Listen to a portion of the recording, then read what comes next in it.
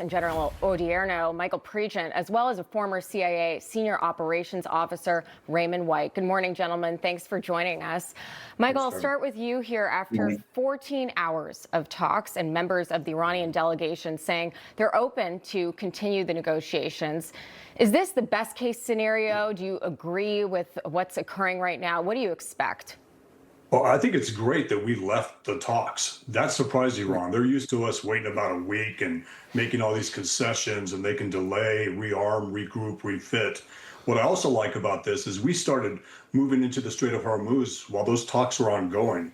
That is a strong sign to the regime, because as we're moving into the Strait of Hormuz, their leadership is in Islamabad.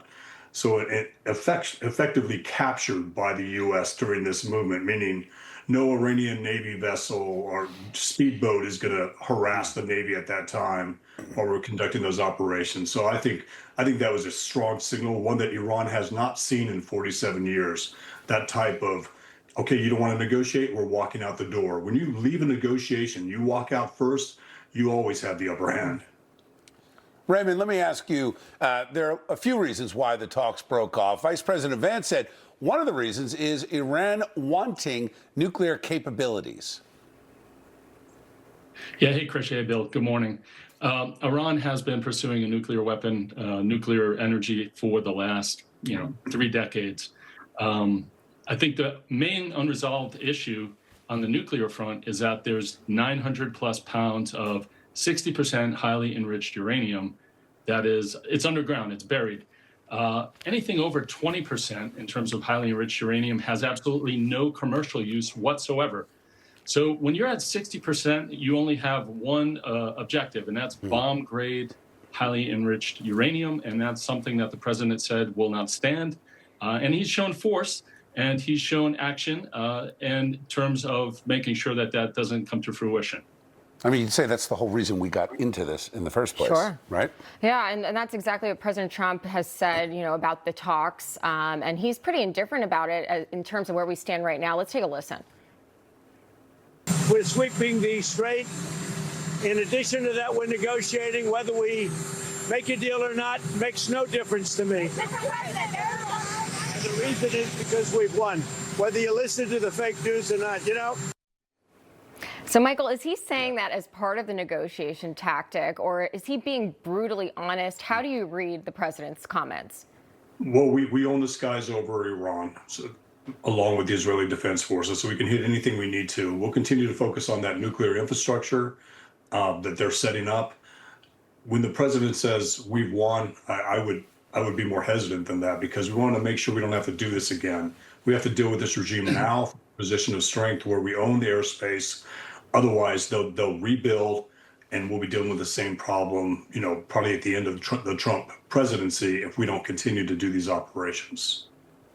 Raymond, we're getting some insight into the new boss in Iran, the new supreme leader. According to Reuters, Mojtaba Khamenei's face was disfigured in an attack and is dealing with a major injury to one or both of his legs. The outlet also saying that he's, quote, mentally sharp. Now, if this is the case, is he still able to run the country? Let's say a deal is reached. So that's a great question. I think I've been calling him the cardboard cutout Ayatollah for a reason, because we haven't seen him. We haven't heard from him other than through his intermediaries. For the Ayatollah to really return the power of the regime back to the way it was, then he really needs to show up. He needs to be in person. He needs to be out there. I suspect moving forward, there's a lot of different things taking place in Iran right now. There's a power struggle, an internal power struggle between the IRGC as well as the moderates. The speaker, Ghalibaf, who's run for president 4 times unsuccessfully, likely is a politically savvy individual who sees a future for himself were he to play ball with America. So I suspect whatever happens, we will see a reduced power structure in terms of the Ayatollah side, and actually more of an increase in power in terms of whoever ultimately takes over the country, whether it's Ghalibaf or one of the other players that's out there. Yeah, the current Supreme Leader is supremely weak right now. Right, That no seems doubt. to be the case. But Michael, Pope Leo is also speaking out against the war during a prayer service at St. Peter's Basilica. He demanded the war end and negotiate peace. The Pope isn't talking really about the peace talks, but what type of influence does he have, if any, because he's not in the peace talks? I think he has more influence with U.S. Decision makers. I'm a Catholic, and I truly believe God does not want Iran to have a nuclear weapon. So I was kind of hoping the Pope would kind of fall on that side of this. That's my take.